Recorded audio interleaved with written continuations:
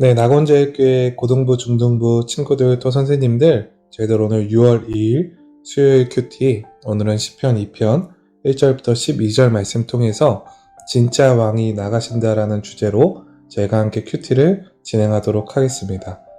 우리가 어제부터, 그러니까 화요일부터 이제 시편이 시작이 됐는데 저희가 약 2주 정도 시편을 함께 나누고 다시 또 출애굽기로 넘어가게 될 겁니다. 우리가 2주 동안 시편 통해서 많은 은혜를 누리고 받았으면 좋겠습니다. 이 시편 2편 같은 경우는 여기 보시면 제목에 진짜 왕이 나가신다라고 되어 있는데 이 시편 2편은 제왕시입니다. 제왕시. 그래서 왕이 등장하는 왕과 결론대, 특별히 이스라엘 왕에 관한 그러한 시편이라고 저희들이 볼 수가 있거든요.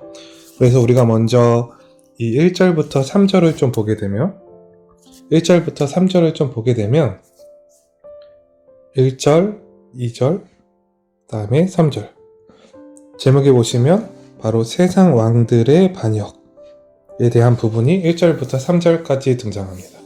그래서 1절을 보시면 어찌하여 이방 나라들이 분노하며, 이방의 나라들이 분노한다고 나누는데 이 분노는 실제로 화만 난 것이 아니라 분노하여서 뭔가 움직이는 것을 뜻하는 거예요. 행동하는 거예요.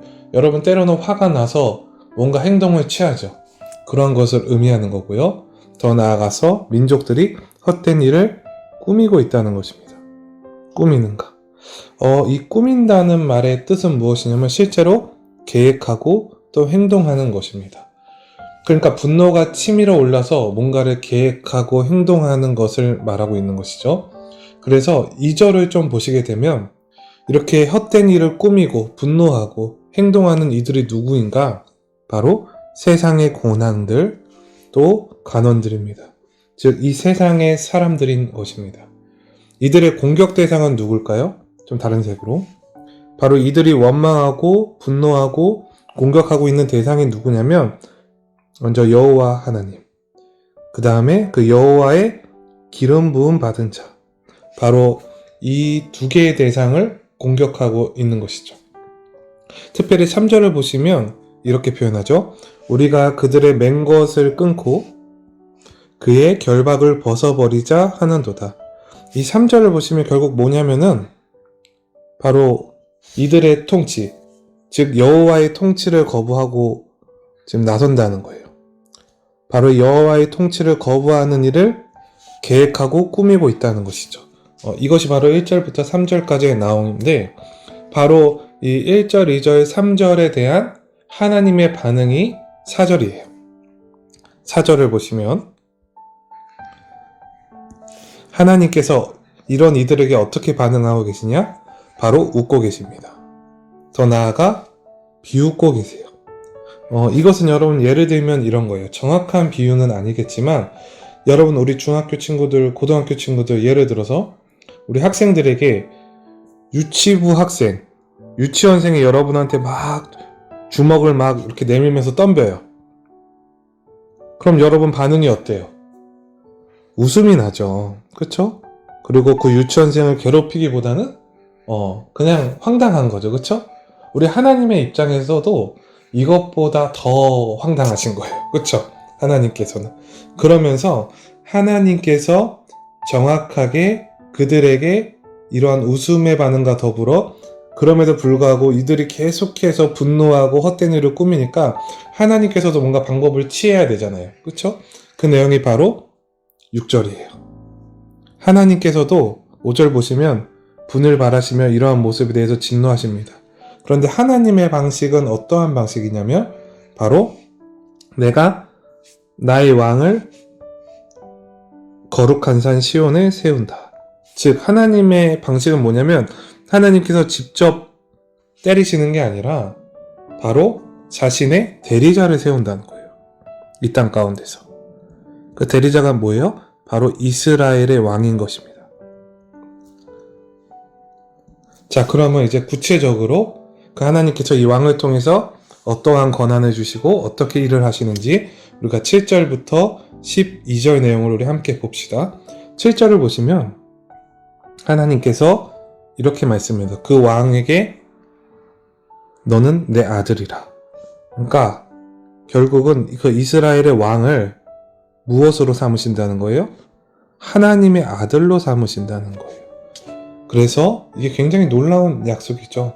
우리가 더 나아가서 볼게요. 8절과 9절 보면 바로 이 아들, 이 왕에게 하나님께서 놀라운 권위를 부여하세요.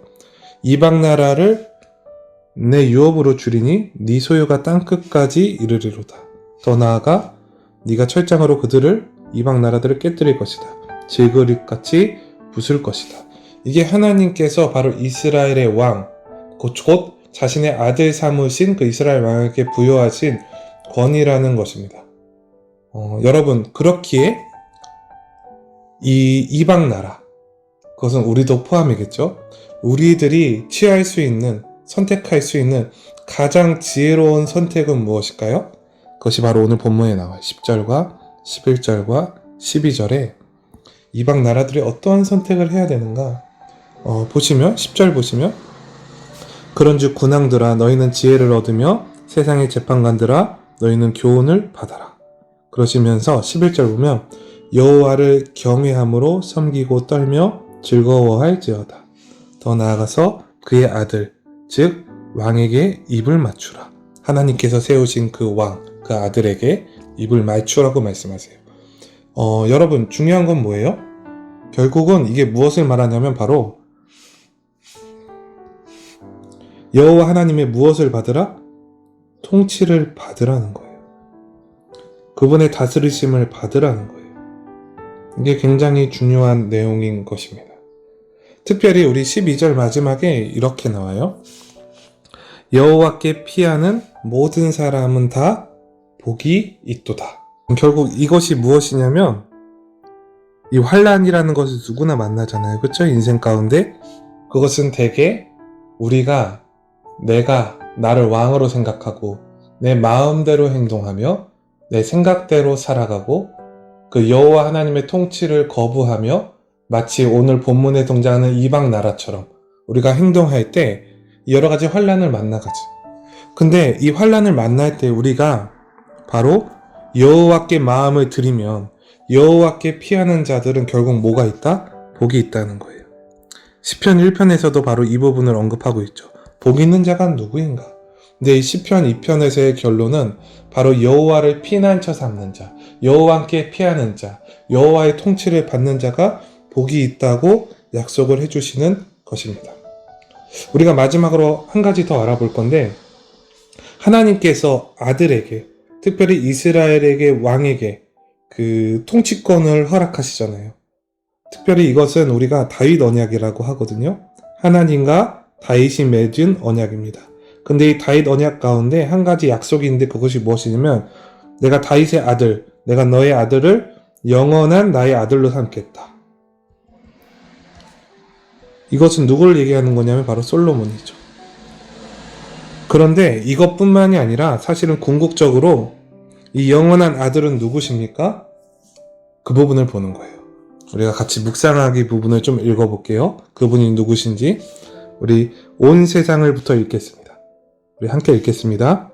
온 세상을 만드시고 통치하시는 여호와 하나님과 그분이 기름 부어 세우셔서 다스리고 심판할 권위를 넘겨주신 예수 그리스도이십니다. 그분이 누구시냐면 영원한 아들 바로 예수 그리스도이십니다. 바로 이 예수 그리스도께 피하는 자들은 그 환난 날에 구원함을 얻는 것입니다. 그 죄와 사망으로 인해서 죽을 수밖에 없는 자들이 죽음 이후 영원한 생명을 누리는 것입니다. 그러한 자들이 바로 이 예수님을 나의 진정한 왕으로 섬기는 것입니다. 즉 그분의 통치를 받아들이는 것입니다. 그것이 오늘 이 시편 2편의 내용인 것이죠. 자, 우리 이제 생각하기 1번 질문 통해서 우리가 오늘 좀 적용하기를 함께 하고 마치도록 하겠습니다. 생각하기 1번. 요즘 나의 생각과 행동과 마음을 온통 사로잡고 있는 나의 왕은 여호와 하나님과 또 예수 그리스도이신가요? 아니면 다른 어떤 것인가요? 나는 지금 무엇의 통치를 받고 있습니까? 여러분, 사실 이 부분이 너무너무 중요한 거예요.